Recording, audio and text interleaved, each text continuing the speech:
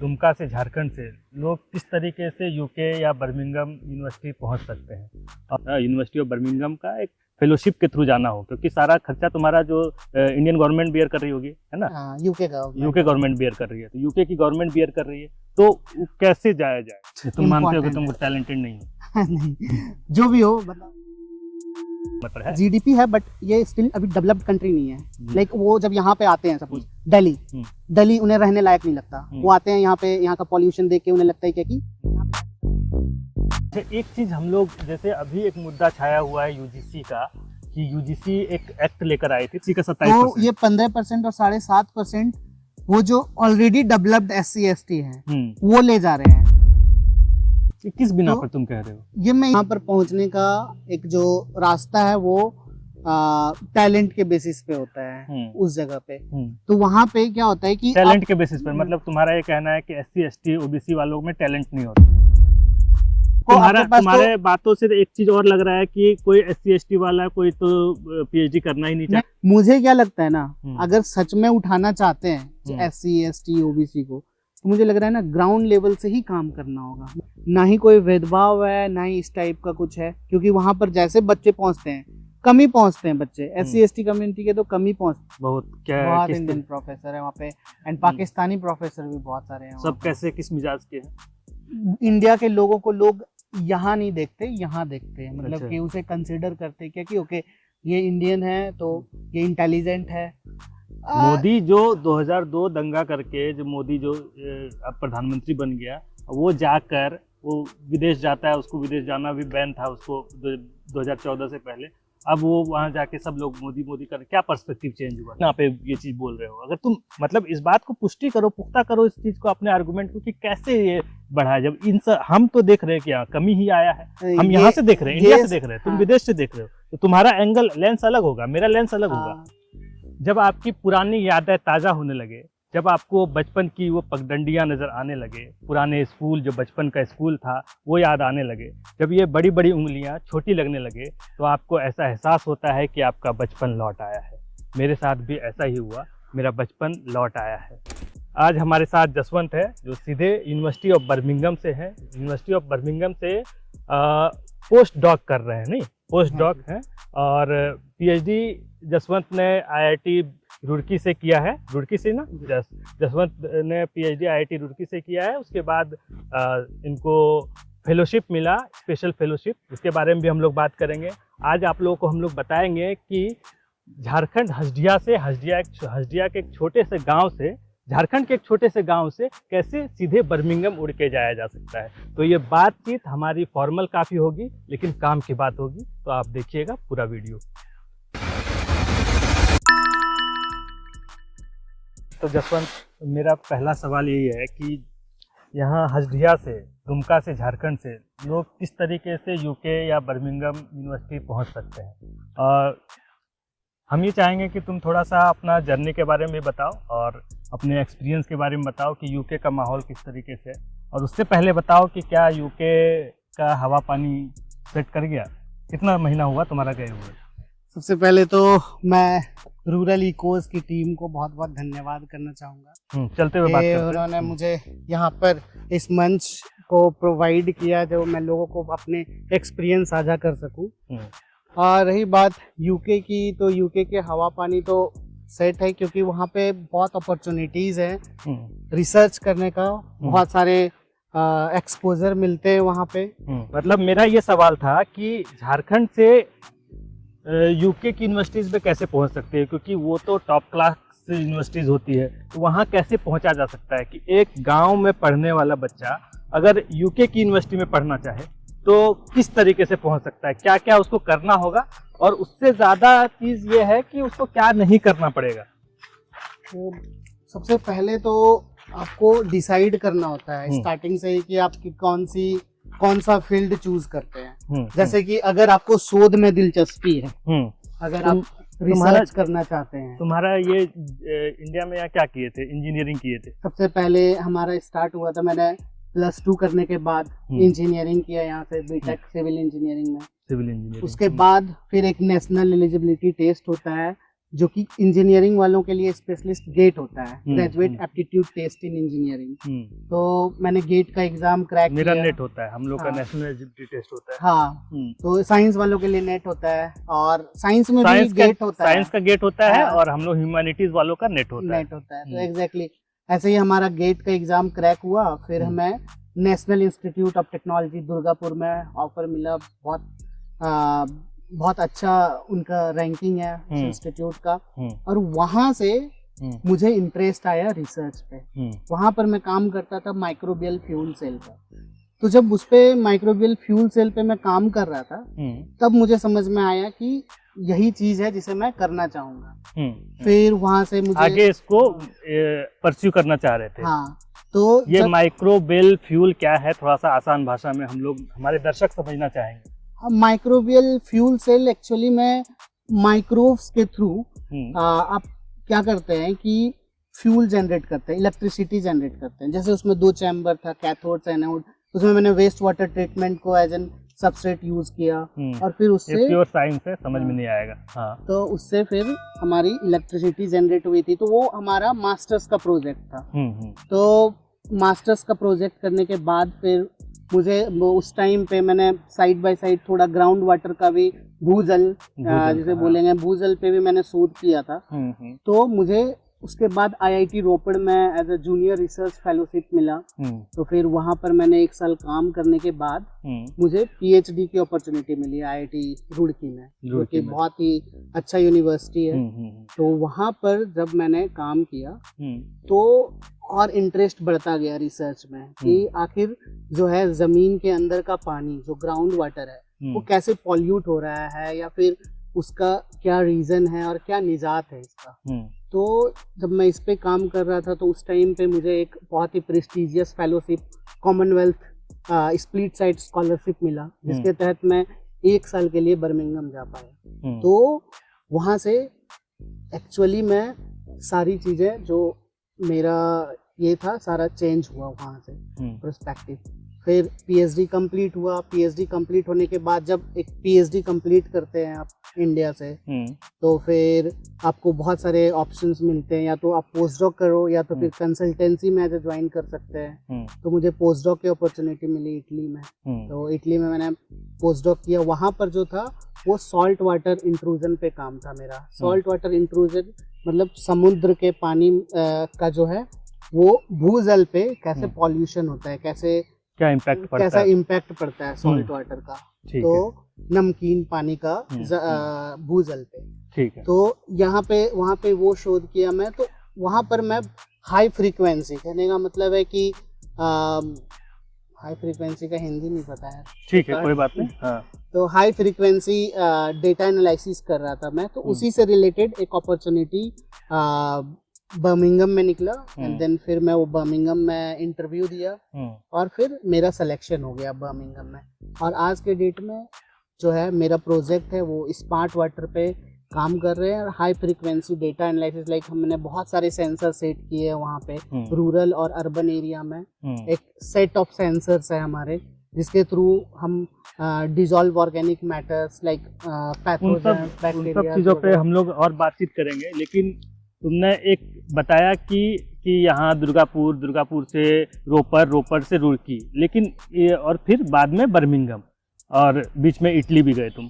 तो उन सब जगहों पर जाने के से पहले तुमको क्या चैलेंज फेस करना पड़ा? क्योंकि तुम्हारा फैमिली तो मैं जानता हूँ, हाँ, हम जानते हैं कि तुम्हारी फैमिली एक तरीके से वो लोअर मिडिल क्लास में आती होंगी। हाँ, पापा बाहर एक माइग्रेंट वर्कर थे, बाहर काम करते थे। तो हम इतना पर्सनल सवाल इसलिए पूछ रहे हैं क्योंकि तुमको पर्सनली हम जान रहे हैं, इसलिए हमारी बातचीत भी ऐसी ही होगी कि एकदम फॉर्मल होगी, लेकिन काम की बातचीत होगी। तो इस बातचीत में क्या चैलेंज एक फेस करना पड़ता है गाँव वाले लड़के को? क्योंकि एक तो लैंग्वेज का बैरियर होता है, पहला चीज़। दूसरा चीज़ होता है कि एक क्लास भी मैटर करता है, क्योंकि अगर रुड़की जो यूनिवर्सिटी है, रुड़की जो कॉलेज है, वो बहुत ही हाई क्लास का कॉलेज माना जाता है, उसमें काफ़ी फिल्टर्ड लोग पहुंचते हैं। तो किस तरह का चैलेंज फेस करना पड़ा ऐसे एक गांव के लड़के को? सबसे पहला चैलेंज तो था लैंग्वेज, क्योंकि हम सारे लोग यहाँ पे हाई स्कूल से पढ़े हुए थे, गवर्नमेंट स्कूल से, हिंदी मीडियम में हमारी पढ़ाई थी। इवन क्योंकि हमारे पास वैसा अपॉर्चुनिटी या सुविधा नहीं था उस टाइम पे कि हम लोग इंग्लिश मीडियम में पढ़े, तो हमने 12th भी हिंदी मीडियम में किया। फिर जब बीटेक स्टार्ट किया तो उस टाइम पे ये हिंदी से इंग्लिश में शिफ्ट होना completely it was very tough. तो उस टाइम पे मैं डिक्शनरी रखता था कि सारी चीज़ों को ट्रांसलेट करके पढ़ना। फर्स्ट सेमेस्टर में मार्क्स बहुत कम आते थे, एंड देन फिर मैंने धीरे धीरे जैसे टेक्निकल सब्जेक्ट आने लगे हमारे सिविल इंजीनियरिंग के, तो तुम ये बोल रहे हो कि इंटरेस्ट मेरा डेवलप हुआ ऐसे यहाँ पर रिसर्च में, तो क्या इंटरेस्ट के बिना पर लोग, अगर जो एस्पायरेंट देख रहे हैं इस वीडियो को, वो क्या इंटरेस्ट के बिना पर पहुँच जाएगा, या उसको किस तरीके से, क्या लक भी काम करना चाहिए? अगर किसी को बर्मिंघम जाना हो, यूनिवर्सिटी ऑफ बर्मिंघम का एक फेलोशिप के थ्रू जाना हो, क्योंकि सारा खर्चा तुम्हारा जो इंडियन गवर्नमेंट बेयर कर रही होगी, है ना? यूके गवर्नमेंट बेयर कर रही है, तो यूके की गवर्नमेंट बेयर कर रही है, तो कैसे जाया जाए उसको, किस तरीके से जाया जाए यहाँ का, अगर एस्पायरेंट कोई देख रहा है तो सबसे पहला क्राइटेरिया है इंटरेस्ट। अगर आपका इंटरेस्ट है तो आप रिसर्च करोगे, और जो रिसर्च का सिंस यहाँ पर जो है हमारे इधर इलाके में रिसर्च पे बहुत ज्यादा फोकस नहीं करते हैं लोग ध्यान नहीं देते हैं, बट इसमें भी बहुत अपॉर्चुनिटीज है। अगर रिसर्च करें तो ग्रेजुएशन में भी, जैसे कि मान लो बहुत सारे फिजिक्स वाले, केमिस्ट्री वाले होते हैं जो इंजीनियरिंग बैकग्राउंड के नहीं होते हैं, उनके भी लैब में मैंडेटरी होता है कि उन्हें प्रैक्टिकल करना है। तो अगर वो रिसर्च कर रहे हैं, देन आफ्टर चाह रहे हैं कि हम एडजॉर्बेंट पे काम करेंगे, हम नया एडजॉर्बेंट बनाएंगे, या फिर हम कुछ केमिस्ट्री से रिलेटेड रिसर्च करेंगे, तो उसके लिए आफ्टर ग्रेजुएशन वो मास्टर्स कर सकता है, एमएससी कर सकता है, या फिर एमटेक कर सकता है। एमएससी एमटेक के बाद उसे पीएचडी के लिए again national level exam, NET, GATE, ये सारे एग्जाम उन्हें देने होते हैं, तब जाके वो कोई अच्छा रिसर्च संस्थान में। इस तरीके से यूनिवर्सिटी में जाने के लिए कोई स्पेशल टैलेंट चाहिए होता है क्या लोगों में? तुम्हारे अंदर तुम क्लास में टॉप करते थे एक तरीके से ना, हम लोग तो साथ में ही थे, थोड़ा बहुत आगे पीछे नंबर आता था, तो इतना क्या स्पेशल टैलेंट चाहिए, क्या चाहिए? वो आंसर हमको अभी तक नहीं मिल रहा है। मुझे जो लगता है टैलेंट का उतना जरूरत नहीं है, इंटरेस्ट। तुम मानते हो कि तुम टैलेंटेड नहीं हो? जो भी हो, मतलब कुदरत का कृपा है कि जो भी है, बट क्या है कि मुझे लगता है कि इंटरेस्ट ज्यादा इम्पोर्टेंट है, क्योंकि मैं देखा हूँ बहुत सारे लोग, मैं +2 में सेकंड डिवीजन था, मतलब मैं फर्स्ट डिवीजन नहीं था +2 में, बट मेरा इंटरेस्ट था रिसर्च में। मेरे इवन दो कैंपस सिलेक्शन नहीं हुआ, क्योंकि मैं देखा बहुत सारे लोगों को मास्टर्स में कैंपस सिलेक्शन हो गया, बट सिंस +2 में मैं सेकंड डिवीजन था, मुझे अपॉर्चुनिटी नहीं मिली कि मैं कैंपस सिलेक्शन में बैठ पाऊँ इवन, क्योंकि कैंपस सिलेक्शन के लिए आपके 10th 12th में फर्स्ट क्लास होनी चाहिए। तुम्हारे कॉलेज में ऐसा था, कैंपस सिलेक्शन होता था? हाँ, NIT दुर्गापुर में कैंपस सिलेक्शन होता था, अच्छा लोगों का हुआ था कैंपस सिलेक्शन, बट मेरा नहीं हुआ। बट मेरे इंटरेस्ट थे रिसर्च पे, तो फिर रिसर्च करता गया और अपॉर्चुनिटीज मिलती गई उस पर। ठीक है, और तुमको कुछ बात करना हो तो बता देना, लेकिन इसके हम दूसरे सेक्शन में आते हैं कि भारत की जो यूनिवर्सिटीज़ है और जो बाहर की विदेशों की यूनिवर्सिटीज़ है, उसमें क्या डिफरेंस तुमको लगा? एक सवाल तो ये है मेरा, बताओ इसके बारे में। भारत की यूनिवर्सिटी और विदेश की यूनिवर्सिटी में जो सबसे बड़ा डिफरेंस है कि बाहर के यूनिवर्सिटी में आपको एक ग्लोबल इन्वायरमेंट मिलता है, लाइक बहुत डिफरेंट जगह के लोग आते हैं। जैसे लाइक सपोज मैं बर्मिंघम में हूँ, वहाँ पूरी दुनिया के लोग हैं, आप सबके साथ में मुखातिब होते हो, सबसे बात करते हो, और आप रिसर्च में सबका इनपुट होता है, एक कोलैबोरेशन होता है।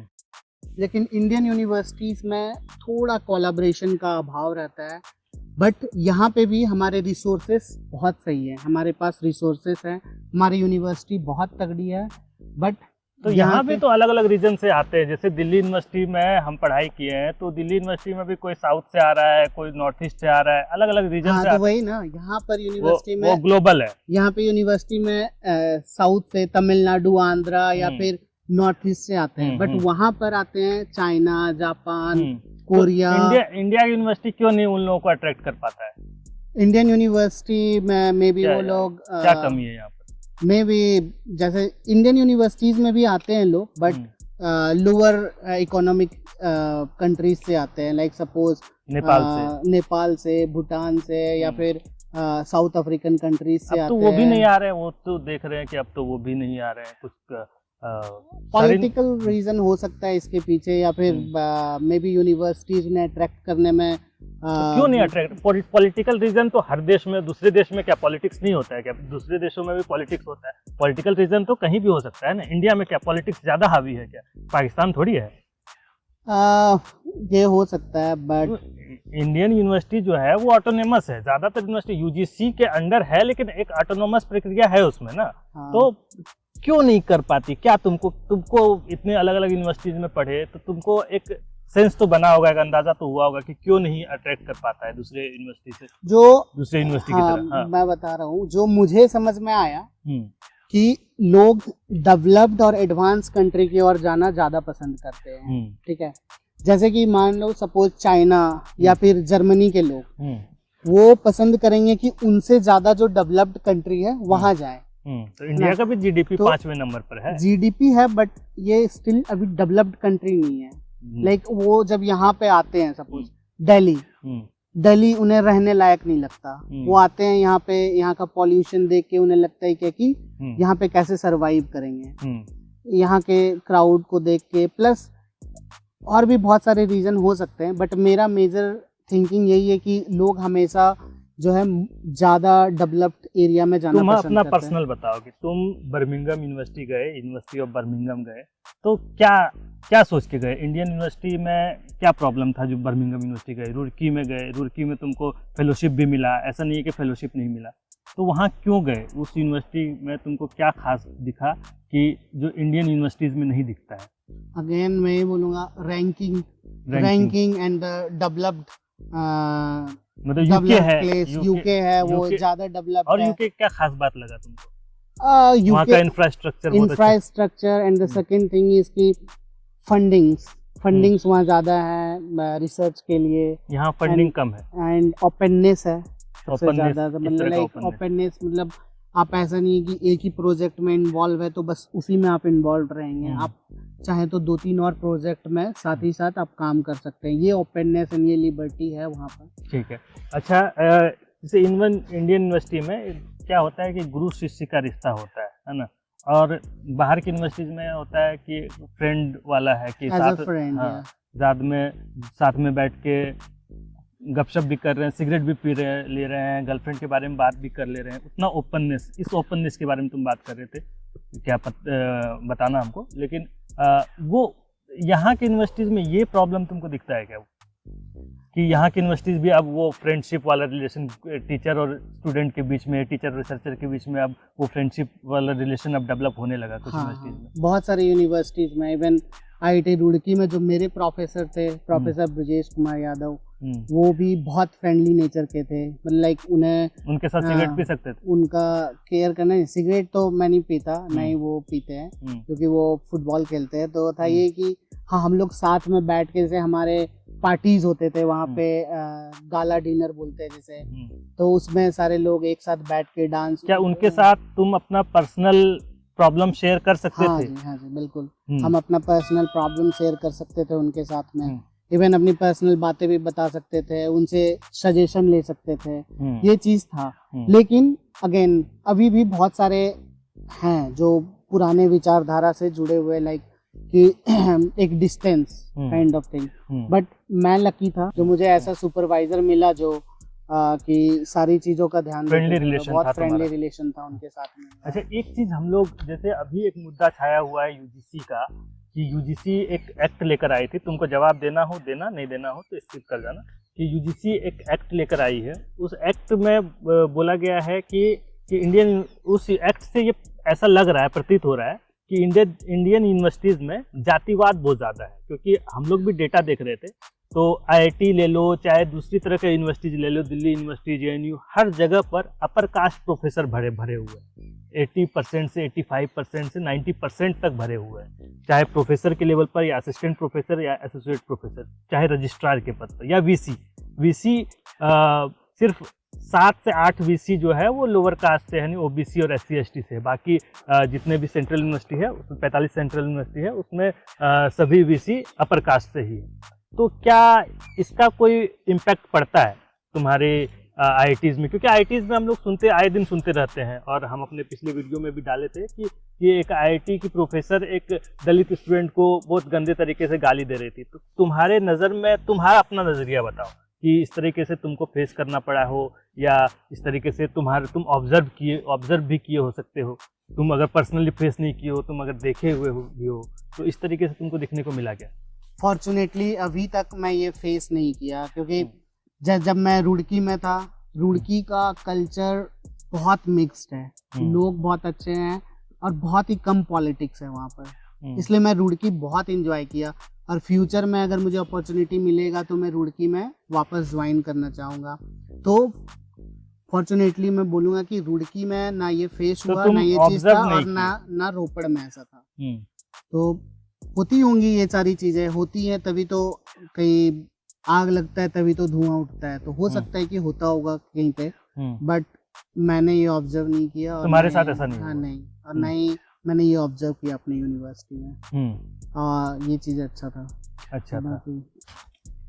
जैसे तुम आईआईटी से हो, बहुत रेपुटेटेड कॉलेज होता है आईआईटी, ठीक है, उस बिना पर हम तुमसे जानना चाहेंगे कि वहाँ का उस कॉलेज का एक टॉपर लड़का क्या सोचता है रिजर्वेशन के बारे में। रिजर्वेशन के बारे में तुम अपनी राय बताओ। रिजर्वेशन के बारे में मेरा रिजर्वेशन के बारे में मेरा राय यही, तुम्हारा पर्सनल राय, उसके बाद फिर हम लोग उस पर डिस्कस कर सकते हैं। तो मेरा अगर पर्सनल ओपिनियन लिया जाए तो रिजर्वेशन तो जरूरी है।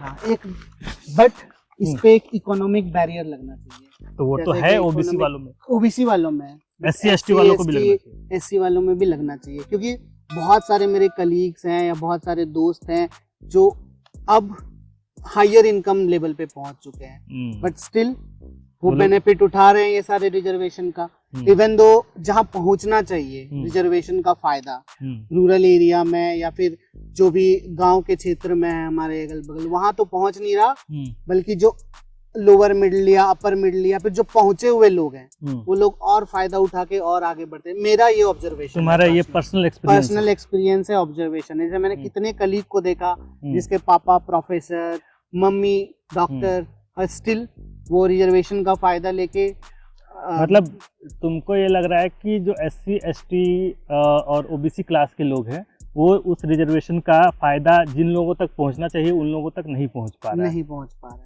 तो और क्या रास्ता होना चाहिए कि इकोनॉमिक बेसिस पे मिलना चाहिए? हाँ, जैसे कि ओबीसी में लगा रहे हैं, जैसे ये ईडब्ल्यूएस मिला। हाँ। ईडब्ल्यूएस के बारे में तुम्हारा क्या कहना है? तुम जनरल कास्ट से आते हो, है ना?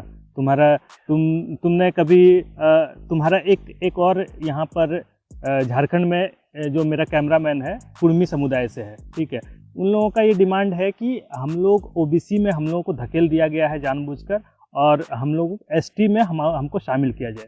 तुम्हारा भी जो कास्ट है यहाँ पर वो कास्ट भी डिमांड कर रहा है झारखंड में कि हम लोगों को यहाँ पर एक पर्टिकुलर कास्ट से एक पर्टिकुलर कास्ट में हम लोगों को डाला जाए। वो भी एक तरह का डिबेट है और उन लोगों का डिमांड है। तो क्या मेरा ये सवाल ये है कि क्या कुछ कास्ट उसमें जैसे कि ओबीसी है, ओबीसी में कुछ कास्ट आगे बढ़ गए हैं और कुछ कास्ट उसमें से आगे नहीं बढ़े हैं, जैसे यादव लोग आगे बढ़ गए हैं, या कोई हम एक किसी कास्ट का नाम नहीं लेना चाहेंगे, लेकिन कुछ कास्ट आगे बढ़ गए हैं और उसी में से कुछ कास्ट पीछे रह गए हैं। तो तुम्हारा ये अपोजिशन ये है कि उसमें कि इकोनॉमिक बेसिस लगाना चाहिए, और लेकिन वो तो है ही ना, जैसे कि इकोनॉमिक बेसिस तो सिर्फ ओबीसी में है। हाँ, एससी एसटी में नहीं है। एससी एसटी में नहीं है। तो एससी एसटी में भी इकोनॉमिक बेसिस लगना चाहिए, ताकि उसमें भी जो सही फायदा है वहां पहुंचे। चलो, एक मेरा ये कहना है कि ये तो एक नैरेटिव का भी हिस्सा होता है ना, कि एक केस आदमी उठा के पूरा उसको अपर कास्ट लोग उसको फैलाते रहते हैं। हाँ, तो ये भी तो है कि एक नैरेटिव का हिस्सा है, हर जगह ऐसा थोड़ी होता है। नहीं, तो आप एक बात देखो, हम लोग आजाद हुए 1947 में, उसके बाद ये रूल कब आया? एससी एसटी का जो ये था रिजर्वेशन था वो उसके बाद ही बाबा साहब ने लेकर आया। ये सारे बाबा साहब ने लाया, लेकिन अभी तक आप देखोगे हमारे अगल बगल के जो गांव हैं वहां पर अभी तक उत्थान क्यों नहीं हुआ, क्यों SC ST लोग उठ नहीं पाए हैं? रीजन यही है कि SC ST का जो कोटा है पर्टिकुलरली कितना का है, मतलब मुझे नहीं आइडिया है, जैसे सपोज 15% और टोटल है 15% और 7.5%। हाँ 15% और 7.5%, और ओबीसी का 27%। तो ये 15% और 7.5% वो जो ऑलरेडी डेवलप्ड SC ST है वो ले जा रहे हैं। किस बिना तो पर तुम कह रहे हो? ये मैं इस बिना पे कर रहा हूँ क्योंकि मैंने देखा है, क्योंकि जो बहुत सारे लोग जो ऑलरेडी अमीर बन चुके हैं, एक केस तो वही केस तो हमेशा एग्जाम्पल तो एक केस से ही बनता है ना, एक केस से फिर बहुत सारे केसेस बनते हैं, तो एग्जाम्पल एक केस से क्या, जब एक आध केस तो हर जगह पे हो रहा है। हम लोग जब डेटा देखते हैं उसमें जब 90% प्रोफेसर और असिस्टेंट प्रोफेसर या एसोसिएट प्रोफेसर अपर कास्ट से भरा हुआ है, तो कहाँ पर तुम देख रहे हो कि ये SC ST वालों को रिजर्वेशन मिल रहा है या रिप्रेजेंटेशन मिल रहा है या ओबीसी को रिप्रेजेंटेशन मिल रहा है? ये किस बिना पे तुम कह रहे हो? तुम्हारा मतलब एक IIT रुड़की का स्टूडेंट, और अभी तो हालांकि तुम यूनिवर्सिटी ऑफ बर्मिंघम चले गए, तो ये किस बिना पे कह रहा है? हम इस बात को अपना पुख्ता बताओ, पुख्ता करो।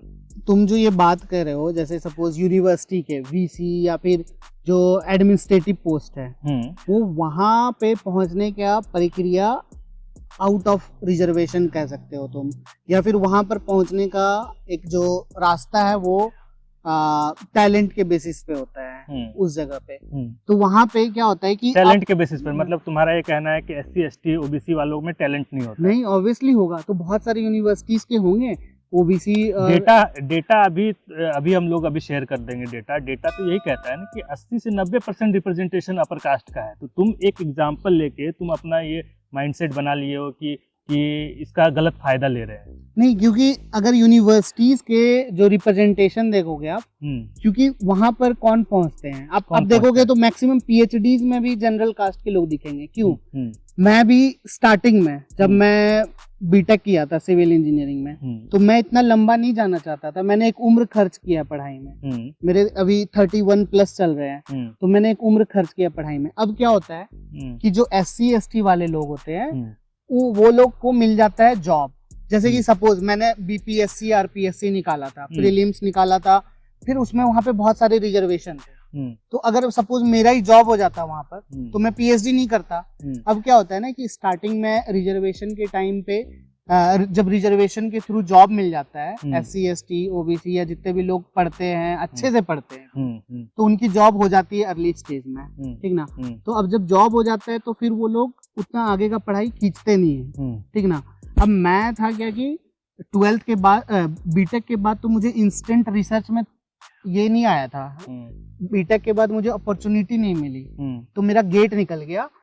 एमटेक के बाद मेरा रिसर्च में इंटरेस्ट आना स्टार्ट हुआ, फिर मैं अलाइन किया कि मुझे यही करना है। तुम्हारे साथ जितने बीटेक वाले दोस्त थे सब जो OBC SC ST से थे वो सबको जॉब लग गया? मेरे साथ में जितने लोग थे उसमें से जो स्टार्टिंग का फेज, जैसे कि हम इसे 3 लेयर में अगर बांटे, तो पहला लेयर का जो जॉब हुआ वो सारे SC ST के जॉब हो गए थे सबसे स्टार्टिंग में। सबसे पहले SC ST वालों का जॉब हो गया, सरकारी जॉब हो गया, गवर्नमेंट जॉब हो गया, सरकारी जॉब।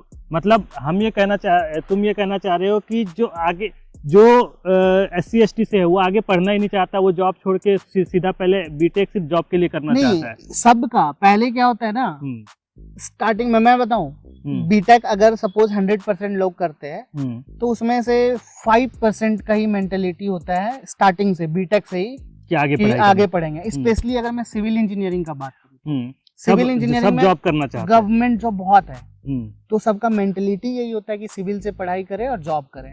तो अगर सबको अपॉर्चुनिटी मिलता है, जैसे सपोज उन लोगों को मिल गया तो जॉब कर लिए फट से, तो अब क्या हुआ, मुझे मिला नहीं। तो इसका ये मतलब ये तुम कह रहे हो कि कहना ये चाह रहे हैं कि जॉब में SC ST वालों का ज्यादा रिप्रेजेंटेशन होगा, हाँ, सरकारी नौकरियों में। हाँ। लेकिन जब हम लोग ब्यूरोक्रेसी को देखते हैं या किसी भी तरह का सरकारी नौकरी, तुम किस तरह का बीटेक सिविल वाला स्पेशली, तो हम लोग अभी तक मेरे पास कोई डेटा नहीं है, लेकिन ब्यूरोक्रेसी में ज्यादातर इनका ही है, अपर कास्ट का ही रिप्रेजेंटेशन है। मुझे लग रहा है कि ये स्ट्रक्चर जो है वो स्टार्टिंग से ही थोड़ा सा मतलब लोअर ये चल लेवल रहा पे है। अगर जॉब चाहिए तो वो SC ST को करना चाहिए। नहीं, आप पढ़ो आगे बढ़ो करके और आपको आपके पास तुम्हारे बातों से एक चीज और लग रहा है कि कोई SC ST वाला कोई तो PhD करना ही नहीं तो चाहता। नहीं पीएचडी करता है बहुत सारे। इवन मैं बताऊं अभी सारे आईआईटीज में स्पेशल रिक्रूटमेंट ड्राइव चला हुआ है। स्पेशल रिक्रूटमेंट ड्राइव में जितने भी प्रोफेसर असिस्टेंट प्रोफेसर का रिक्रूटमेंट हो रहा है उसमें ओबीसी SC ST ही फिल कर सकते हैं वो फॉर्म।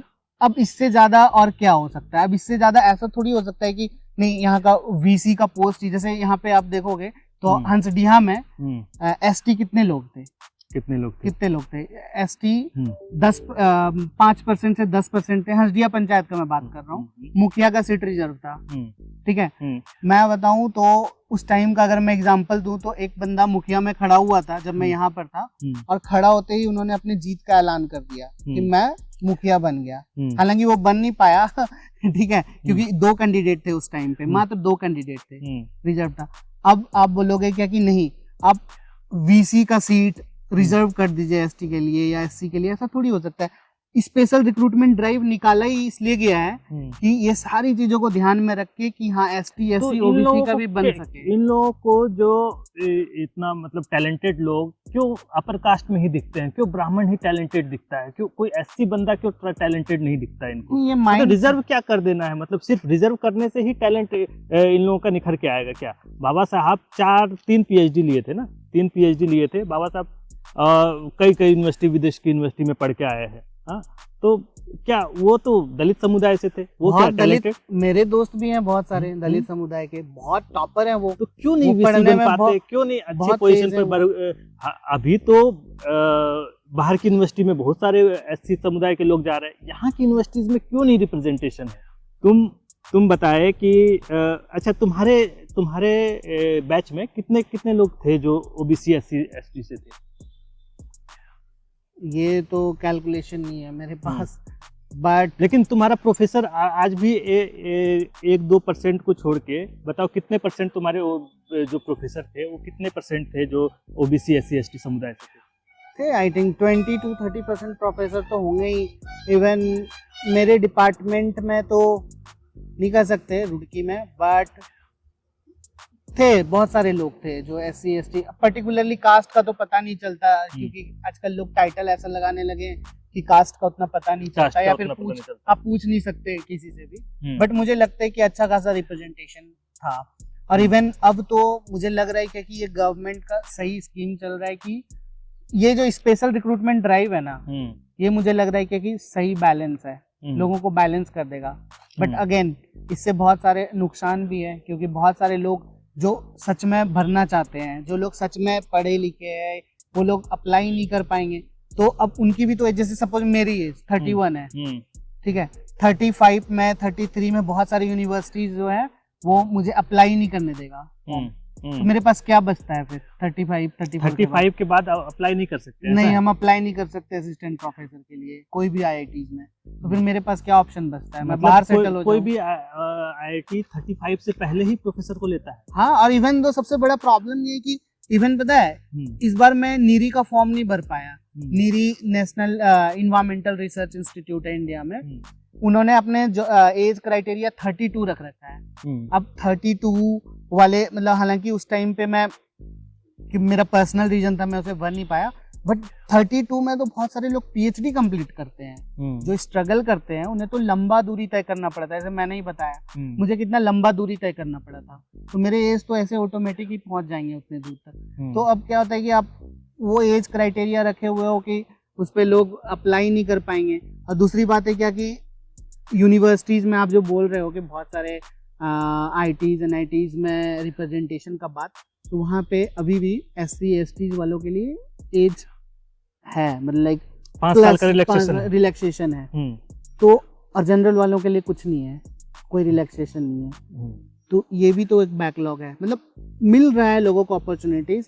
मुझे क्या लगता है ना, अगर सच में उठाना चाहते हैं एससी एसटी ओबीसी को, तो मुझे लग रहा है ना ग्राउंड लेवल से ही काम करना होगा। मुझे लग रहा है किस कि तरीके से ग्राउंड कोई लेवल से, मिस्टेक है ग्राउंड लेवल पे। किस तरीके से ग्राउंड लेवल ग्राउंड लेवल पे जैसे कि पढ़ने के लिए स्टार्टिंग से ही उन्हें ये करना होगा, मोटिवेट करना होगा। जैसे कि मैं बताऊं, आज जैसे कि पुराने टाइम से ही है क्या, अपर और लोअर कास्ट कैसे डिवाइड हुआ। अपर लोअर कास्ट बहुत सारे इकोनॉमिक बेसिस पे ही डिवाइड हुआ, या बहुत सारे लोग अपने जमींदार वगैरह हुए जो अपर कास्ट के लोग हुए, तो दबाते रहे करके। मुझे लग रहा है कि वहां पर काम करने का जरूरत है, ज्यादा उन लोगों को पढ़ाने का जरूरत है। जो उठे हैं वो तो उठ ही जा रहे हैं करके। अच्छा, तो उन पर कैसे काम किया जा सकता है, कोई सजेशन? जैसे इंग्लिश मीडियम स्कूल में कर दिया जाए, प्राइवेट स्कूलों में कि 10% बच्चा जो है SC ST का ही आएगा, एंड देन फिर उन्हें रिलैक्सेशन मिलेगा पैसे में। तो यहाँ पर से जब ये पढ़ के उठेंगे ना, तो फिर इन्हें लाइन मिलता जाएगा, ठीक ना। तो ऐसे करके मुझे लगता है कि मतलब यहाँ के बच्चों को किस तरीके से हम लोग आगे बढ़ाएंगे, जैसे कि ज्यादातर जो अब ना प्राइवेट स्कूल्स खुल गए, हाँ। और उसी को प्रमोट किया जा रहा है। प्राइवेट स्कूल में दिल्ली का मॉडल ठीक है कि प्राइवेट स्कूल्स में कुछ % रिजर्वेशन दे दिया गया। अगर आप सरकारी स्कूल को नहीं अच्छा कर सकते हैं तो प्राइवेट स्कूल को में रिजर्वेशन दे दिया गया है। जो गरीब बच्चे हैं, जो मार्जिनलाइज क्लास के बच्चे हैं, उनको रिजर्वेशन दे दिया गया। क्या ये पैटर्न ठीक है, या कोई और पैटर्न लेके आया जाए जो तुम बर्मिंघम में देखे, या कुछ तो बताओ कि इसको कैसे ठीक किया जा सकता है। वही एक ऑप्शन है कि बेसिक लेवल पे या फिर अर्ली स्टेज पे जो भी मार्जिनलाइज्ड कम्युनिटी के लोग हैं उन्हें प्रेफरेंस दिया जाए, जैसे कि दिल्ली का मॉडल, या फिर इन सारे जगहों पे इम्प्लीमेंट करना चाहिए। क्योंकि प्राइवेट स्कूल में कौन पढ़ता है या फिर कौन पहुंच पाता है? वही जो कि अपर क्लास के होते हैं, या फिर जो जिनके पास पैसे होते हैं बहुत ज्यादा। तो यहाँ पर अगर, लेकिन गांवों में मेरा एक्सपीरियंस यही है कि अभी जो लोअर मिडिल क्लास का भी है ना, वो अपने बच्चों को पढ़ा रहा है। जो माइग्रेंट वर्कर है वो अपने प्राइवेट स्कूल में पढ़ा रहा है, क्योंकि ऑप्शन नहीं है उनके पास। ऑप्शन अगर सरकारी स्कूल भेजते हैं तो उनका बच्चा किसी और चीजों में फंस जाता है, फिर वो उसका नहीं मिल पाता है जो फायदा होना चाहिए, जो प्राइवेट स्कूल से फायदा, जो चाहता है कि मेरा बच्चा आगे बढ़ के कुछ करे।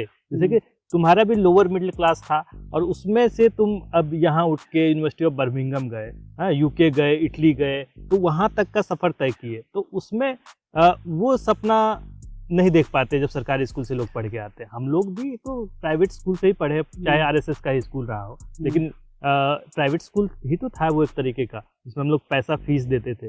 हाँ, बेसिक में। बट फिर हम लोग उसके बाद तो गए गवर्नमेंट स्कूल में ही, हाई स्कूल था हमारा। बस ये मुझे लगता है क्या कि हाई स्कूल में इवन दो जो भी गवर्नमेंट स्कूल होता है ना, उसमें even though high qualified teacher होते हैं, ज्यादा पढ़े लिखे टीचर होते हैं हाई स्कूल में। हाँ, प्राइवेट स्कूलों से। क्योंकि उनकी, जैसे कि हमारे स्कूल में तुम्हें याद होगा उमाकांत सर, या फिर जो भी थे मैथ के टीचर थे, कितने ज्यादा क्वालिफाइड थे वो। क्वालिफाइड थे, पता नहीं, याद और नहीं कितना हमें पढ़ाते थे वो। मतलब हर प्रॉब्लम का सॉल्यूशन। फिर भी तो हम लोग को ट्यूशन पढ़ना पड़ता था। ट्यूशन पढ़ना पड़ता था, सब्जेक्ट मतलब हमको याद है तो हम तो अपने प्राइवेट जो टीचर था उससे ही ज्यादातर अपना मैथ सीखे। हम अपने बचपन वाले सर से मैथ नहीं सीख पाए, उससे जो रविंद्र सर थे, जो भी नाम था उनका। हाँ, वो इतने जातिवादी थे कि वो हमको मौलवी करके बोलता था कि हाँ मौलवी इधर आओ। हाँ, तो बचपन तो बड़ा अजीब होता है ना। वो नहीं, टीचर बड़े पड़े हैं, वो भी अपर कास्ट था। पता नहीं, अपर कास्ट लोअर कास्ट को इस तरह गिरा के रखता है कि ऐसा लगता है कि उसको पढ़ने ही नहीं देगा। ऐसा तो मैंने फेस नहीं किया ज्यादा, क्योंकि जो भी हो इशू। बट मुझे जहाँ तक लगता है क्या कि अगर उठाना है, अगर सच में कम्युनिटी पे काम करना है उनपे, तो मुझे जहाँ तक रिजर्वेशन सॉल्यूशन नहीं है तुम्हारे हिसाब से? सॉल्यूशन है reservation, but economic based reservation. Economy यानी EWS का जो रिजर्वेशन मिला वो सही है? वो सही है। मुझे लग रहा है इकोनॉमिक बेस पे SC ST में भी रिजर्वेशन होना चाहिए, ताकि वो जो 15% है वो SC ST के जो टॉप क्लास के लोग हैं, जिनके पास ऑलरेडी पैसा है, वो ना खा जाए उनकी सीट। उनकी सीट इन्हें मिले जो सच में चाहिए, जिनको चाहिए एक्चुअली में उन्हें मिले। तो मेरा तो यही ख्याल है। और जहाँ तक जैसे बच्चे पहुंच जाते हैं टॉप में, जैसे कि PhD कर लेते हैं या PhD लेवल पे पहुंच जाते हैं, वहां पर तो ना ही कोई भेदभाव है, ना ही इस टाइप का कुछ है। क्योंकि वहां पर जैसे बच्चे पहुंचते हैं कम ही पहुंचते हैं बच्चे, SC ST कम्युनिटी के तो कम ही पहुंचते हैं, क्योंकि मैं पहले बताया कि अगर वो लोग बीटेक किए M.Tech किए उसके बाद जॉब मिल जाता है तो वहाँ पहुंचते नहीं, वहाँ पे अब जनरल पहुंचते ही हैं। जैसे हम ही लोग वहाँ पे जैसे इतने ज्यादा हमारे पास अपॉर्चुनिटी नहीं रहता, तो हमारे पास एक ही ऑप्शन रहता है कि पढ़ते रहो। तो तुमको क्या लग रहा है कि ये रिजर्वेशन एक तरीके से ठीक है, लोगों को फायदा पहुंचा रहा है SC ST OBC को, लेकिन एक तरीके से तुम लोग का अपॉर्चुनिटी भी खत्म कर दे रहा है? हाँ, अपॉर्चुनिटीज थोड़ा बहुत तो खत्म हो रहा है करके इस मामले में, बट विदेशों में ऐसा नहीं है। विदेशों में कोई रिजर्वेशन नहीं है, सिर्फ किसी भी तरीके का नहीं है। वहाँ पर टैलेंट है, टैलेंट के बेसिस पे काम होता है। वहाँ पर भी रिजर्वेशन नहीं कर सकते, वहाँ पे ज्यादा कभी अपॉर्चुनिटीज निकलती है वुमेन्स के लिए, वुमेन्स के लिए रिजर्वेशन नहीं कर सकते। फंड्स कुछ स्पेशल फंड, जैसे स्टेम टाइप का या कुछ स्पेशल फंड निकालते हैं स्पेशल फॉर वुमेन, ठीक है, बट ऐसा करके कोई कम्युनिटी बेस्ड पे रिजर्वेशन नहीं है। कम्युनिटी पे बेस्ड पे जो ज्यादा रिसर्च करेगा, जो अच्छा काम करेगा, जिसके थ्योरी, जिसके नॉलेज ज्यादा होंगे, वो ऊपर उठेगा। और बाकी ये कंट्री बेस्ड तो फेवरेटिज्म हर जगह होता है। जैसे यूके में ही अगर अगर वो ब्रिटिश है, अगर वो थोड़ा, तो वो हर जगह है, मतलब तो तुमको क्या ये गोरा और ये काला फेस करना पड़ा, व्हाइट सुप्रीमेसी का तुमको फेस करना पड़ा वहाँ यूके में? नहीं तो है, वहाँ पे ये वाला चीज नहीं होता, वहाँ नहीं होता ये, वहाँ पे फेस नहीं करना पड़ा कभी भी। हाँ। कभी भी स्लाइट तौर पे कभी भी ऐसे कि लगे कि हाँ वो उसको चाय का प्याला पहले दे रहा है, हमको बाद में क्यों दे रहा है? नहीं, यूके में ऐसा तो नहीं हुआ कभी भी, क्योंकि वहाँ चाय ही नहीं लोग, वहाँ पे चाय नहीं पीते लोग। एंड दूसरा चीज ये है कि यूके में हर कम्युनिटी के, मतलब हर तरीके के लोग हैं वहाँ पे। स्पेशली बर्मिंघम में तो बहुत मिक्स्ड कल्चर है। वहाँ तो गजा के बारे में वहाँ क्या लोग सोचते हैं? गजा के बारे में मिक्स्ड ओपिनियन है लोगों का। बहुत सारे लोग हैं जो कि ये जो अटैक हुआ है इसके हमेशा वहाँ पे प्रोटेस्ट होते रहता है, स्पेशली बर्मिंघम में। गजा के पक्ष में या उसके विपक्ष में? फिलिस्तीन के, राइट, फिलिस्तीन के पक्ष में, फिलिस्तीन के पक्ष में बहुत सारा प्रोटेस्ट होता रहता है इजराइल के खिलाफ। लेकिन वहाँ की गवर्नमेंट जो है वो इजराइल के पक्ष में नहीं, मुझे नहीं लगता वहाँ की गवर्नमेंट इजराइल के पक्ष में। वहाँ का गवर्नमेंट, बट वहाँ के जो लोकल, जैसे कि ऋषि सुनक को ही चेंज किया ही गया था, मुझे लगता है कि थोड़ा बहुत वो लाइक उसके पक्ष में बात कर रहा था इजराइल के, तो इसीलिए लोगों ने वहाँ पे क्या किया, मतलब हमेशा मैं जब भी उसे फॉलो करता हूँ यहीं पे सोशल मीडिया में, तो मैं देखता हूँ नीचे लोग कमेंट्स में ये लिखते हैं कि से फिलिस्तीन, लाइक फिलिस्तीन के बारे में बहुत कमेंट्स होते हैं वहाँ पे। जल्दी अब खत्म करते हैं, जगह पे प्रोटेस्ट होता रहता है वहाँ पर। 2-3 सवाल पूछ लेते हैं। वहाँ क्या इंडियन प्रोफेसर तुमको मिला वहाँ पर? बहुत इंडियन प्रोफेसर है वहाँ पे, एंड पाकिस्तानी प्रोफेसर भी बहुत सारे हैं। सब कैसे, किस मिजाज के हैं? बहुत खुश मिजाज। वहाँ पर चेंज हो जाता है लोगों का पर्सपेक्टिव। जैसे कि यहाँ पर लोग थोड़े बाउंड्रीज बना के, मोदी जाता है तो मोदी के बारे में सब मोदी करता रहता है वहाँ, तो क्या पर्सपेक्टिव चेंज हुआ? मोदी जो 2002 दंगा करके जो मोदी जो प्रधानमंत्री बन गया, वो जाकर वो विदेश जाता है, उसको विदेश जाना भी बैन था उसको 2014 से पहले। अब वो वहाँ जाके सब लोग मोदी कर, क्या पर्सपेक्टिव चेंज हुआ, किस तरीके से पर्सपेक्टिव चेंज ये हुआ कि जैसे वहाँ विरोध होता है मोदी जाने के बाद यूनिवर्सिटी स्पेसिस? नहीं वहाँ पे ये होता है कि क्यों लोग पर्सपेक्टिव चेंज हुआ, या फिर जो भी लोग बाहर रहते हैं वो लोग क्यों इन्हें पसंद करने लगे मोदी को, इसलिए क्योंकि सच में बाहर में लोग ज्यादा अब रिस्पेक्ट करने लगे हैं इंडियंस का। अच्छा। क्योंकि जैसे कि मैं बताता हूँ, जब हमारा चांद मिशन चंद्रयान वाला सक्सेसफुल हुआ था, मुझे कम से कम 15 से 20 लोग आए थे फॉरेनर्स बधाइयां देने के लिए। तो ये वाला पर्सपेक्टिव चेंज हुआ। जैसे कि इकोनॉमिकल, जैसे कि डेवलपमेंट हुआ, या फिर कुछ भी ब्रिज बन रहे, चिनाब ब्रिज या ये सारी जो भी चीजें होता है, भले स्टार्ट ये कभी भी हुआ होगा, जैसे कि अगर तुम बोलोगे कि वो स्टार्ट हुआ था बहुत पहले, इन्होंने कंप्लीट किया प्रोजेक्ट, बट क्या है कि अभी प्रोजेक्ट कंप्लीट हुआ, पॉपुलैरिटीज इन्होंने बनाया, तो बाहर में ये सारी चीजें ही देखते हैं कि मतलब कितना ज्यादा। मोदी के आने के बाद जो यहाँ से इंडिया से विदेश गए, उन लोगों का थोड़ा सा रिस्पेक्ट बढ़ गया, ज्यादा बढ़ गया, रिस्पेक्ट बढ़ गया बहुत। अब लोग वैल्यूज देने लगे। अब इंडिया और इंडिया के लोगों को लोग यहाँ नहीं देखते, यहाँ देखते हैं, मतलब अच्छा। कि उसे कंसिडर करते हैं क्या कि ओके ये इंडियन है तो ये इंटेलिजेंट है, क्या ये जो क्या मेहनती कारण हो है। सकता है कि मतलब इस तरीके से इतने सालों से इंडिया एक डेमोक्रेटिक देश रहा है, यहाँ का डेमोक्रेसी का लोग एग्जाम्पल देते थे, तो क्या कारण रहा है कि मोदी के आने के बाद सब कुछ चेंज हो गया इस तरीके से फटाफट? क्योंकि मुझे लगता है क्या कि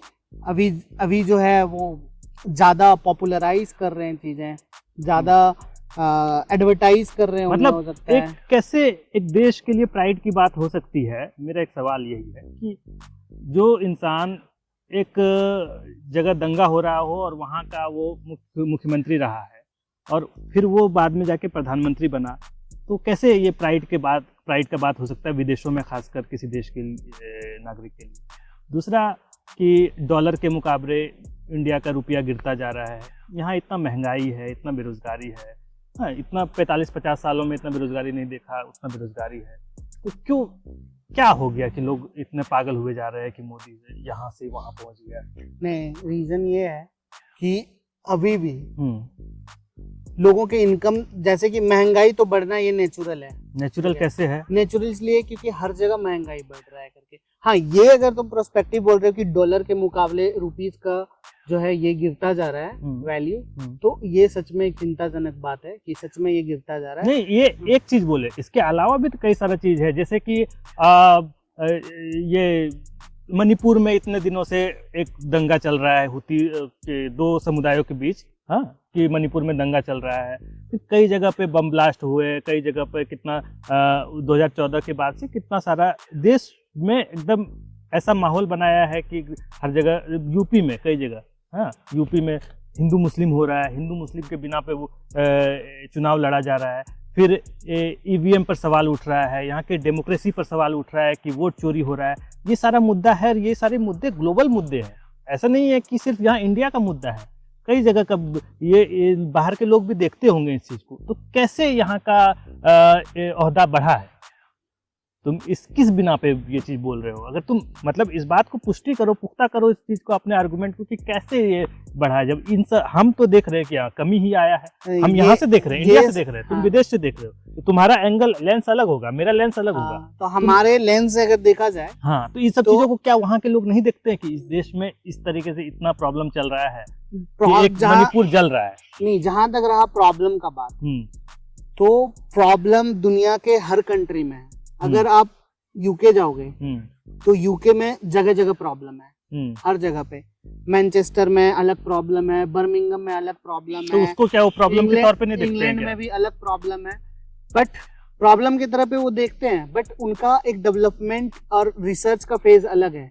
हम लोग रिसर्च चीज को देखते हैं, जैसे कि मेरा जो लेंस है ना, हाँ, इंडिया का जो इन जनरल बोले ना कि इंडिया का ओहदा बढ़ गया ना, हाँ, तो मैं इसलिए बोल रहा हूँ कि यहाँ पे जो रिसर्च के प्रोस्पेक्टिव से, जैसे हमारा DRDO अच्छा कर रहा, इसरो हमारा बहुत अच्छा कर रहा है। पहले हमारे मिसाइल्स खुद ही नहीं भेज पाते थे, आजकल क्या है कि बहुत सारे अदर कंट्रीज। चंद्रयान 1 जो है वो तो मनमोहन सिंह के टाइम में गया था, तो चंद्रयान 3 जाने, चंद्रयान 2 तो खराब हो गया, चंद्रयान 2 मिशन खराब हो गया, खत्म हो गया, गायब हो गया।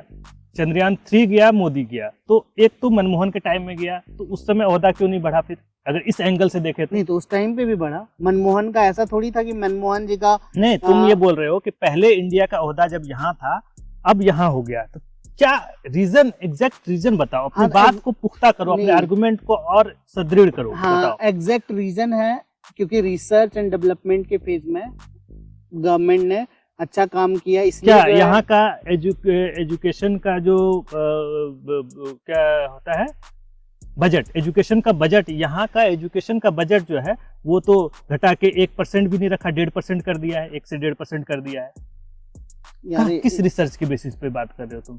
ये तो बेसिक एजुकेशन का बात कर रहे हैं ना। नहीं, एजुकेशन बजट, पूरा एजुकेशन बजट, एक नई पॉलिसी आई, NEP, नेशनल एजुकेशन पॉलिसी, उसमें काफ़ी चीज़ें अच्छी हो सकती है, लेकिन उसमें बहुत सारी चीज़ें का लोग विरोध कर रहे हैं, जो एकेडमिशियन हैं, जो स्टूडेंट हैं, वो काफ़ी विरोध कर रहे हैं इस चीज़ का।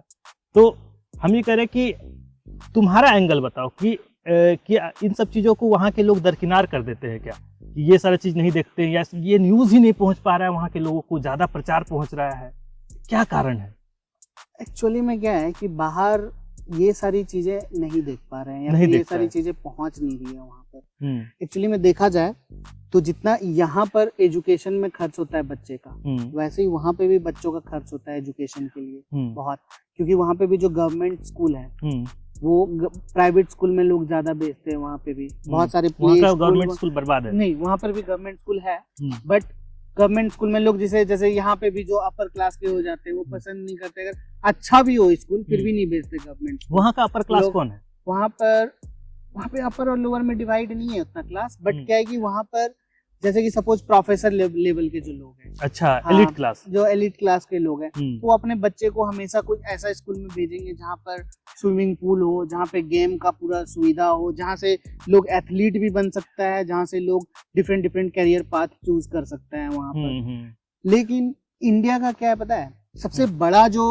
अभी क्यों इतना ज्यादा रिस्पेक्ट हो रहा है पता है, ये चीज हो सकता है कि पहले पॉपुलराइज नहीं हुआ होगा, बट मैं भी प्राउड करता हूँ फील इस चीज पे। हर कोई अपने देश पे प्राउड करता है भाई, मैं भी करता हूँ। नहीं, लेकिन इंडिया के लिए सबसे बेस्ट चीज ये है कि जानते हो कितना पॉपुलेशन है इसका, करीब 20 से 25 यूके आ जाएगा इसमें।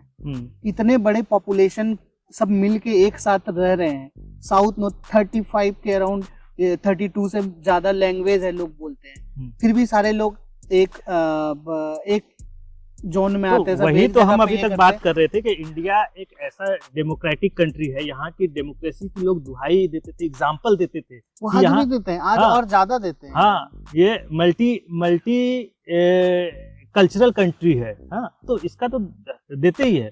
ये आज से थोड़ी है, ये मोदी आने के बाद थोड़ी हुआ। नहीं, ये तो पहले से हुआ, बट अभी जो है लोग ज्यादा देते हैं। मे भी तुम कह सकते हो सोशल मीडिया एक रीजन हो सकता है, क्योंकि अभी क्या होता है कि पहले लोग देते होंगे, बट अभी सोशल मीडिया में इतना फैलता है, हर लोग इंडिपेंडेंस डे, रिपब्लिक डे का अपना डालते हैं, सबको लगता है कि साउथ नॉर्थ ईस्ट वेस्ट सारे एक साथ में है करके। तो ये चीजें मे भी हो सकता है, advertisement is working, branding is working may be. तो बट तुम्हारा जो एक पढ़ा लिखा समाज है इस ब्रांडिंग में फंस जाता है क्या? वहाँ के लोग इतना ध्यान नहीं देते, डेवलपिंग कंट्री है। एक्चुअली में पता है क्या, एक्चुअली में इन सब चीजों के लिए टाइम ही नहीं होता, स्पेशली जो रिसर्च कम्युनिटी। जैसे मेरे पास अभी 4 प्रोजेक्ट है काम करने के लिए। मैं एक अपना हाई फ्रीक्वेंसी सेंसर एनालिसिस पे काम कर रहा हूँ, उसके अलावा माइक्रोप्लास्टिक पे रिसर्च चल रहा है, उसके अलावा 2-3 और कोलैबोरेशन चल रहे हैं। तो मुझे लगता है मैं तो एक बहुत हाई क्लास या बहुत टॉप क्लास रिसर्चर भी नहीं हूँ। मैं तो एक बहुत छोटा मोटा रिसर्चर हूँ, तो मेरे पास टाइम नहीं होता इतना कुछ सोचने का। तो मुझे नहीं लगता है कि और ज्यादा लोगों के पास इतना टाइम होता होगा। फिर तो हम सोचते हैं कि यार कि अगर इन सब चीज़ों के लिए भी सोचने के लिए टाइम निकालना चाहिए। तुम इंडिया आओ तो रूरल इकोज में आओ और यहीं पर ख़त्म करेंगे, और अपने लोगों को बोलो कि रूरल इकोज को सब्सक्राइब करें, और हम लोग इन सब विषय पर ही बात करेंगे। क्योंकि रिसर्च तुम पूरा साल करना, लेकिन 7 दिन हम लोगों को टाइम देना, और ये वादा करके जाओ मेरे सब्सक्राइबर्स के से, और बोलो क्या कि द रूरल इकोज को सब्सक्राइब करें। जितने बर्मिंघम से देख रहे हैं इस वीडियो को, और जितने यूके से देख रहे हैं, जितने इटली भी रह के आया है, तो इटली से जितने लोग देख रहे हैं इस चीज़ को, इस वीडियो को सब्सक्राइब करें। जसवंत से मेरी काफ़ी देर बातचीत हुई है, पूरी वीडियो जाएगी, तो बोलो please subscribe the rural echoes. ये बहुत अच्छा काम कर रहा है, ये गांव समाज का मुद्दा उठा रहा है। ये बहुत ही अच्छा, मेरा बचपन का दोस्त है, हम लोग चड्डी बड्डी फ्रेंड रहे हैं, लड़ाई भी बहुत की है। और मुझे सच में इस बात पे फक्र है, नाज है कि बहुत अच्छा काम कर रहा है ये। मुझे भी बहुत फक्र है कि ये इस मुद्दे को उठाना बहुत जरूरी है, और ये सारा मुद्दा उठा रहा है। और हाँ, मैं जब भी आऊँगा यहाँ पे, घर आऊँगा, तो हमेशा रूरल इकोज मैं डेफिनेटली आऊँगा। वादा नहीं तोड़ सकता है। वादा नहीं तोड़ सकते। मिलते हैं अगले वीडियो में। नमस्कार, बाय बाय, और बहुत बहुत धन्यवाद रूरल इकोज की टीम को। जोहार, जोहार झारखंड।